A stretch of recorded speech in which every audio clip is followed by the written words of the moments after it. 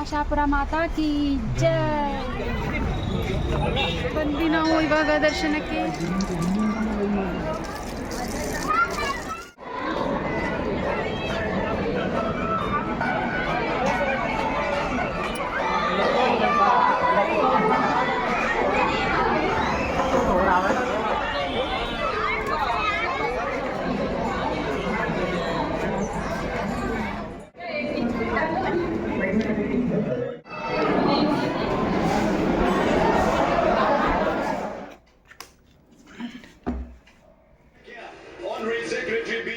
ಈ ಸಲನು ಕಪ್ ನಮ್ಮದೇ. Hi friends, welcome back to my YouTube channel. ಎಲ್ಲರೂ ಹೇಗಿದ್ದೀರಾ? ಚೆನ್ನಾಗಿದ್ದೀರಾ ಅಂತ ಅಂದ್ಕೊಳ್ತಾ ಈ ಬ್ಲಾಗನ್ನು ಸ್ಟಾರ್ಟ್ ಮಾಡ್ತಿದ್ದೆ. ಇವತ್ತು ಬಂದು ಸಂಡೇ 31st. ಇವತ್ತು ನಾವು ಕುಲದೇವತೆ ಆಶಾಪುರ ಮಾತಾ ದೇವಸ್ಥಾನಕ್ಕೆ ಬನ್ನೇರುಘಟ್ಟ ಹೋಗ್ತಿದ್ದೀವಿ. ಇದು ನಾನು ಹೋಗ್ತಾ ಇರೋದು 2ನೇ ಸಲ. ತುಂಬ ದಿನ ಆಗಿತ್ತು, ಒಂದು ವರ್ಷನೇ ಆಗ್ತಾ ಬಂತು, ಹೋಗಿಲ್ಲಾಗಿತ್ತು. ಈಗ ಅದಕ್ಕೆ ಏನೋ ಸರಿ ಹೋಗಿ ಬರ್ತಾ ಇದ್ದೀವಿ. ಹಾಗೆ ಇವತ್ತು ಮ್ಯಾಚ್ ಬೇರೆ ಇದೆ, RCB ಮ್ಯಾಚು. ಅದಕ್ಕೆ ಅವರಿಗೂ ಆಲ್ ದ ಬೆಸ್ಟ್ ಹೇಳ್ತಾ ದೇವರಿಗೆ ಗೆಲ್ಲಿ ಅಂತ ಹೇಳಿ ನಾನು ಆಶಾಪುರ ಮಾತಾಗೂ ಬೇಡ್ಕೊಂಡು ಬರ್ತೀನಿ. ಇವಾಗ ಲಿಫ್ಟಲ್ಲಿ ಇದ್ದೇವೆ.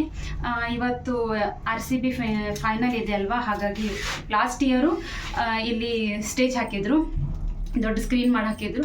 ಇವಾಗೂ ಹಾಕ್ತಾರೆ, ಇಲ್ಲೇ ಹಾಕ್ತಾರೆ, ಸ್ಟೇಜ್ ಹಾಕ್ತಾರೆ ನೈಟಲ್ಲಿ. ನಾವು ಸಂಜೆ ಬರೋ ಅಷ್ಟರಲ್ಲಿ ತೋರಿಸ್ತೀವಿ. ಈ ಬೆಕ್ಕಿನ ಮರಿ ನೋಡಿ ಎಷ್ಟು ಚಿಕ್ಕದಿರೋದು, ದೊಡ್ಡದಾಗಿದೆ.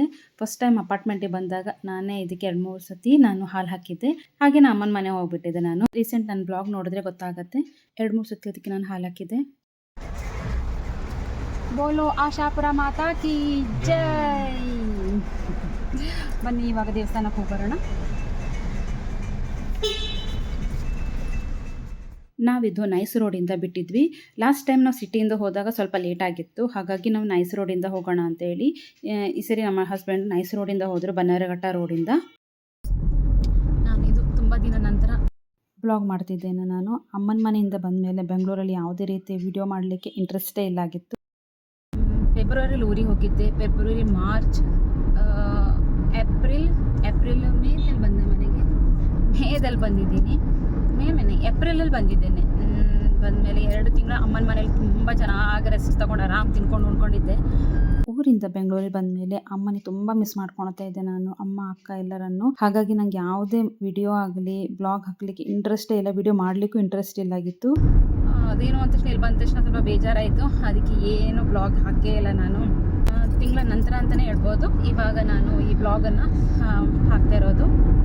ಆಶಾಪುರ ಮಾತಾ ದೇವಸ್ಥಾನಕ್ಕೆ ಹೋಗೋಣ ಅಂತ ಹೇಳಿ ಲಾಸ್ಟ್ ಇಯರು ನಾವು ಇದೇ ಟೈಮ್ ಅಂದರೆ ಜೂನಲ್ಲಿ ಹೋಗಿದ್ವಿ, 24ರಲ್ಲಿ ಹೋಗಿದ್ವಿ. ನನಗೆ ಅದು ಡೇಟು ನೆನಪಿದೆ. ಯಾಕಂತ ಹೇಳಿದ್ರೆ 4 ಡೇಸ್ ನಂತರ ನಂದು ಆಪ್ರೇಷನ್ ಇತ್ತು 26ಅಲ್ಲಿ. 22ದಲ್ಲಿ ಹೋಗಿದ್ವಿ. 22ದಲ್ಲಿ ಮಿರರ್ 22ಗೆ ದೇವಸ್ಥಾನ ಹೋಗಿದ್ವಿ. 4 ಡೇಸ್ ನಂತರ ಗುರುವಾರ ಜೂನ್ 26ಗೆ ನನ್ನ ಆಪ್ರೇಷನ್ ಇತ್ತು. ಹಾಗಾಗಿ ನನಗದು ನೆನಪಿದೆ ಯಾವ ಡೇಟಿಗೆ ನಾನು ದೇವಸ್ಥಾನ ಹೋಗಿದ್ದೆ ಅಂತ ಹೇಳಿ. ಇವಾಗ ಅದೇ 1 ವರ್ಷ ಆಗ್ಬಿಡ್ತು. ಮತ್ತು 1 ವರ್ಷ ಆಗ್ಬಿಡ್ತು, ಮನೆಗೂ ಹೋಗಿ ರಾಜಸ್ಥಾನಗೂ ಹೋಗಿಲ್ಲ. ಅದಕ್ಕೆ ನಾವು ಈಗ ಆಶಾಪುರ ಕುಲದೇವತೆಗೆ ದರ್ಶನ ಮಾಡ್ಕೊಂಡು ಬರೋಣ ಅಂತ ಹೇಳಿ ಹೊರಟಿದ್ದೀವಿ. ಹಾಗೆ ಇವತ್ತು RCB ಮ್ಯಾಚ್ ಇದೆ. ನಮಗೆ ಲಾಸ್ಟ್ ಇಯರ್ ಥರ ಈ ವರ್ಷನೂ ಕಪ್ ಹೊಡೆದಿದ್ರೆ ಈ ಸಲನೂ ಕಪ್ ನಮ್ಮದೇ. ಅದಕ್ಕೆ ನಾನು ಆಶಾಪುರ ಮಾತಾದಲ್ಲಿ ಪ್ರೇ ಮಾಡ್ಕೊಂಡು ಬರ್ತೀನಿ. ಇವಾಗ ನಾವು ಆನ್ ದ ವೇಯಲ್ಲಿದ್ದೀವಿ. ಇವಾಗ ಬನ್ನೇರುಘಟ್ಟ ರೋಡಲ್ಲಿದ್ದೀವಿ. ಕಗಲಿಪುರ ಬಂದ ಮೇಲೆ ಬರೋದೇ ಆಶಾಪುರ ದೇವಸ್ಥಾನ.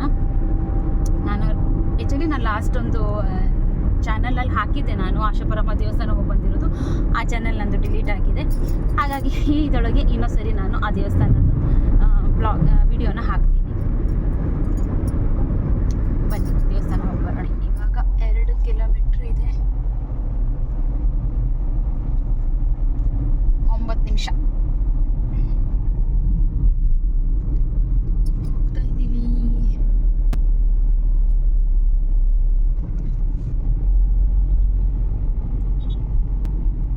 ಕಗಲಿಪುರ ರೋಡ್. ಈಗ ಬಂತು Kagalipura.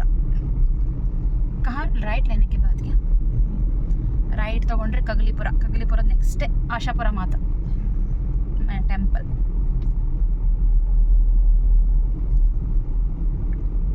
Turn right onto Kagalipura Road.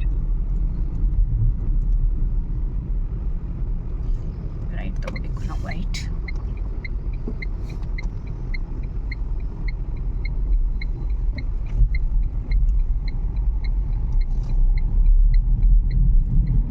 Continue on Kagalipura Road for 1.5 kilometers. In 100 meters, make a U-turn. Nice ರೋಡಿಂದನೇ ನಮ್ಮ ಹಸ್ಬೆಂಡ್ ಹೇಳಿದರು ಇವರೆಲ್ಲ ಆಶಾಪುರ ದೇವಸ್ಥಾನಕ್ಕೆ ಹೋಗ್ತಿದ್ದಾರೆ ನೋಡು ಅಂತ ಹೇಳಿ.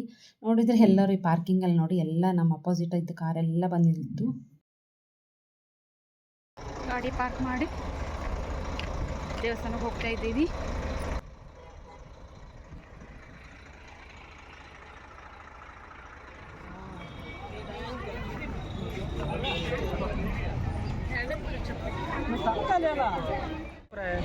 ಟಪರ ಯಾರು ಬಂದ್ವಿ ನಾವು ಇವಾಗ ದರ್ಶನಕ್ಕೆ.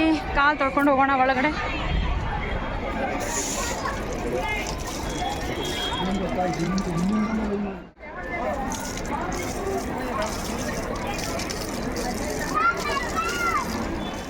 ದೇವಸ್ಥಾನ ಪಕ್ಕದಲ್ಲೇ ಶಾಪ್ ಇರುತ್ತೆ. ನಮಗೇನು ಬೇಕೋ ಎಲ್ಲ ತೊಗೊಂಡು ಅಲ್ಲಿ ಪೂಜೆ ಮಾಡಿಸ್ಬೋದು.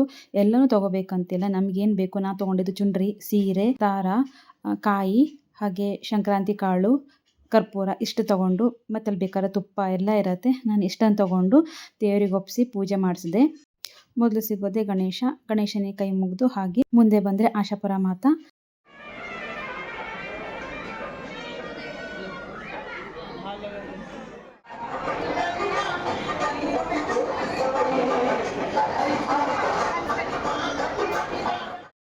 ನಾನು ತಂದಿರೋ ಪೂಜೆ ಐಟಮ್ ಎಲ್ಲ ಕೊಟ್ಟು ಪೂಜೆ ಮಾಡಿಸಿದೆ. ಅವರು ಸೀರೆ ಒಪ್ಪಿಸಿ ಹಾಗೆ ಪೂಜೆ ಎಲ್ಲ ಮಾಡಿ ನಮಗೆ ವಾಪಸ್ಸು ಚುನರಿ, ಸಂಕ್ರಾಂತಿ ಕಾಳು, ಕೆಂಪು ದಾರ ಮತ್ತು ಹಾಗೆ ಒಂದು ಬಾಳೆಹಣ್ಣು ಕೊಟ್ಟರು.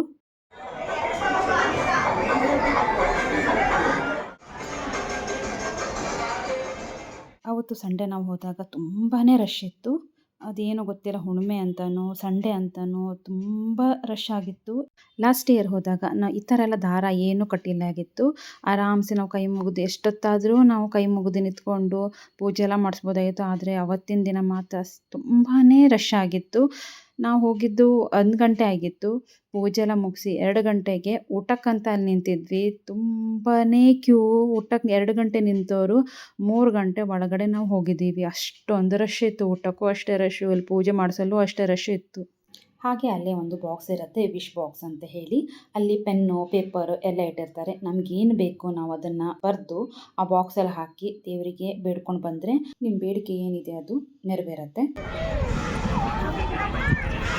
ಇವಾಗ ಊಟಕ್ಕೆ ಹೋಗ್ತಾಯಿದ್ದೀವಿ. ಪೂಜೆ ಎಲ್ಲ ಚೆನ್ನಾಗಾಯಿತು. ಇವಾಗ ಊಟ ಮಾಡ್ಕೊಬರೋಣ. ಇನ್ನೊಂದು ವಿಷಯ, ಅಲ್ಲಿ ಪೂಜೆ ಐಟಮ್ ಏನೇ ತೊಗೊಂಡ್ರು ಕ್ಯಾಶ್ ತೊಗೊಳ್ಳಿ. ಯಾಕಂತ ಹೇಳಿದ್ರೆ ಅಲ್ಲಿ ಯಾವುದೇ ರೀತಿ ಗೂಗಲ್ ಪೇ, ಫೋನ್ಪೇ ಏನೂ ಆಗಲ್ಲ. ಯಾಕಂದರೆ ಅಲ್ಲಿ ಸಿಗ್ನಲ್ ಪ್ರಾಬ್ಲಮ್ ತುಂಬಾ ಇದೆ. ಹಾಗಾಗಿ ನೀವೇನಾದರೂ ಹೋದರೆ ಪೂಜೆ ಐಟಮ್ ತೊಗೊಂಡ್ರೆ ಕ್ಯಾಶ್ ತೊಗೊಂಡು ಹೋಗಿ. ಹಾಗೆ ಮತ್ತು ನಾನು ಅಲ್ಲಿ ಊಟಕ್ಕೆ ಹೋದಾಗ ಒಬ್ಬರು ಕೇಳಿದ್ರು ನಿಮ್ಮ ಚುಂಡ್ರಿ ಹೇಗೆ ಸಿಕ್ತು ಅಂತ ಹೇಳಿ. ಅದಕ್ಕಾಗಿ ನಾನು ಕ್ಲಿಯರಾಗಿ ಹೇಳ್ತೀನಿ, ನಿಮ್ಗೆ ಅಲ್ಲಿ ಪೂಜೆಗೆ ಅಂತೇಳಿ ನಾವು ತೊಗೊಂಡಿರ್ತೀವಲ್ಲ ಚುಂಡ್ರಿ, ಅದನ್ನೇ ನಮಗೆ ವಾಪಸ್ ಕೊಡ್ತಾರೆ ಅವರು ಪೂಜೆ ಮಾಡಿ. ಮತ್ತು ಅವ್ರು ಅದನ್ನು ಕೇಳಿದ್ರು, ಏನು ಮಾಡಬೇಕು ಅದನ್ನು ಅಂತ ಕೇಳಿದ್ರು. ನಾನು ಹೇಳಿದೆ, ನಿಮಗೆ ಮನೇಲಿ ಏನಾದರೂ ಕಟ್ಕೊಳ್ಳಿ, ಇಲ್ಲಾಂದರೆ ನಮ್ಮದು ಕಾರಿದೆ. ಹೋದ ವರ್ಷವೂ ನಾವು ಕಾರಿಗೆ ಕಟ್ಟಿದ್ವಿ. ಹಾಗೆ ಈ ವರ್ಷವೂ ನಾವು ಪೂಜೆ ಮಾಡಿಕೊಡ್ತಾರಲ್ಲ ಅದನ್ನು ನಾವು ಕಾರಿಗೆ ಕಟ್ತೀವಿ. ಊಟಕ್ಕಂತ ಒಳಗಡೆ ಹೋದರೆ 2 ಕೂಪನ್ ಕೊಡ್ತಾರೆ. ಆ ಕೂಪನ್ ತೋರಿಸಿ ನಾವು ಒಳಗಡೆ ಹೋಗಬೇಕು. ಊಟ ಮಾತ್ರ ಚೆನ್ನಾಗಿರುತ್ತೆ. ಹಾಗೆ ಊಟ ಎಲ್ಲ ಮುಗಿಸ್ಕೊಂಡು ನಾವು ಬಂದು ಹೊರಗಡೆ ಸ್ವಲ್ಪ ಹೊತ್ತು ಕೂತ್ಕೊಂಡು ಹಾಗೆ ಮನೆಗಡೆ ಹೊರಟ್ವಿ.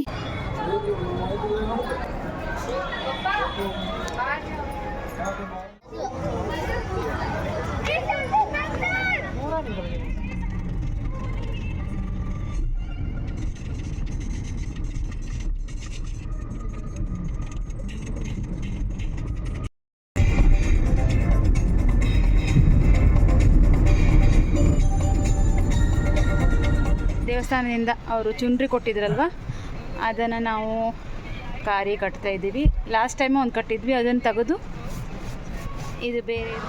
ಇವಾಗ ಬಂದ್ವಿ ನಾವು 5 ಗಂಟೆ ಆಯಿತು, 5:15, 5 ಕಾಲಾಯಿತು. ಮನೆ ರೀಚ್ ಆದ್ವಿ. ನಾನು ಹೇಳಿದ್ನಲ್ವ ದೊಡ್ಡ ಸ್ಕ್ರೀನ್ ಹಾಕ್ತಾರೆ ಅಂತ ಹೇಳಿ, RCB ಮ್ಯಾಚ್ ಸಲುವಾಗಿ ಇವಾಗ ಅದನ್ನೇ ರೆಡಿ ಮಾಡ್ತಾಯಿದ್ರು. ಹಾಗೆ ನಾನು ಈ ಬ್ಲಾಗನ್ನು ಎಂಡ್ ಮಾಡಿಲ್ಲಾಗಿತ್ತು. ಯಾಕಂದರೆ ನಾನು RCB ವಿನ್ ಆದಮೇಲೆ ಎಂಡ್ ಮಾಡಬೇಕಂತ ಹೇಳಿ ವೆಯ್ಟ್ ಮಾಡಿದೆ. ಹಾಗೆ ನಾನು ನಮ್ಮ ಹಸ್ಬೆಂಡ್ ಪಿಜ್ಜಾ ತಿಂತ ಫುಲ್ ಎಂಜಾಯ್ ಮಾಡ್ತಾ RCB ಮ್ಯಾಚ್ ನೋಡಿದ್ವಿ. ಹೀಗಿತ್ತು ಈ ಬ್ಲಾಗು. ತುಂಬಾ ಖುಷಿ ಆಯಿತು ಅವತ್ತಿನ ದಿನ ನಾನು ದೇವಸ್ಥಾನ ಹೋಗಿ ಬಂದಿದ್ದು, RCB ಮ್ಯಾಚ್ ವಿನ್ ಆಗಿದ್ದು ಎಲ್ಲದು ಎಂಜಾಯ್ ಆಯಿತು ಅವತ್ತಿನ ದಿನ, ಸಂಡೇ ದಿನ. RCB ವಿನ್ ಆಯ್ತಲ್ಲ ಅಂತ ಹೇಳಿ ಖುಷಿಗೆ ಈ ಬ್ಲಾಗನ್ನು ನಾನು ಇಲ್ಲಿಗೆ ಮುಗಿಸ್ತಾ ಇದ್ದೀನಿ. ಎಲ್ಲರೂ ಖುಷಿಯಾಗಿರ್ಬೋದು RCB ವಿನ್ ಆಗಿದ್ದಕ್ಕೆ. ಹಾಗೆ ಪ್ಲೀಸ್ ನಾನು ಈ ಬ್ಲಾಗ್ ನಿಮ್ಗೆ ಏನಾದರೂ ಇಷ್ಟ ಆದರೆ please like, subscribe, comment, share ಮಾಡೋದನ್ನು ಮರಿಬೇಡಿ. ಈ ಸಲನೂ ಕಪ್ ನಮ್ಮದೇ. ಬಾಯ್. ಮತ್ತೆ ನಾನು ಸಿಗ್ತೇನೆ ಮತ್ತೊಂದು ಬ್ಲಾಗ್ ಜೊತೆಗೆ. ಹಾಗಾದರೆ ಬರಲಾ? ಬಾಯ್, ನಮಸ್ಕಾರ.